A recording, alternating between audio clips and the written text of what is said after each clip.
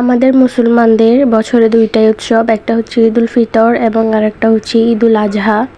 এই দুই ঈদে আমাদের অনেক কল্পনা জল্পনা থাকে, যেমন আমরা হাতে মেহেদি দিব এবং নতুন কাপড় পরবো, আরও অনেক কিছু, অনেক জায়গায় ঘুরতে যাব, অনেক ইচ্ছে থাকে আমাদের। আর এবার ঈদে আমি কী করলাম সেটা আপনাদের সাথে শেয়ার করছি। হে এভরিওয়ান এন্ড আসসালামু আলাইকুম, আপনারা সবাই কেমন আছেন? তন্নিস লাইফস্টাইলে আপনাদের সবাইকে স্বাগতম। ঈদের দিন সকালে আমি ঘুম থেকে উঠে দেখি আমার বড় বোন আর আমার আম্মু ওরা সেমাই রান্না করা শুরু করে দিয়েছে, আর আমি এদিকে এখনো ঘুম যাচ্ছিলাম। আমার বড় বোন অনেক মজা করে সেমাই রান্না করতে পারে, ওইভাবে সেমাইটা রান্না করতেছিল অনেক বেশি দুধ দিয়ে। সেমাইটা অনেক মজা হয়েছিল। ও ভালোভাবে সেমাইটা নাড়াচাড়া দিচ্ছিল আর আমি ভিডিও করতেছিলাম। দেখুন কত সুন্দর হয়ে গেছে সেমাইটা। সেমাইটা অনেক মজা হয়েছিল। বেশি করে দুধ দিয়ে সেমাই রান্না করলে কিন্তু অনেক ভালো লাগে। আর এদিকে আমার বড় বোন নুডলসও রান্না করে ফেলেছে।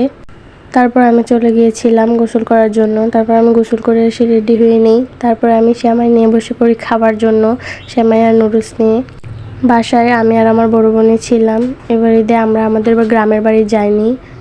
আমার আব্বু আম্মু এবং আমার ভাই গিয়েছিল, আমরা যাইনি, তাই বাসায় একা একা ঈদ করতে হয়েছে। তারপরেও আমাদের জন্য বাড়ি থেকে খিচুড়ি এবং মাংস পাঠায় তাড়াতাড়ি রান্না করে। মাংসটা অনেক মজা হয়েছিল।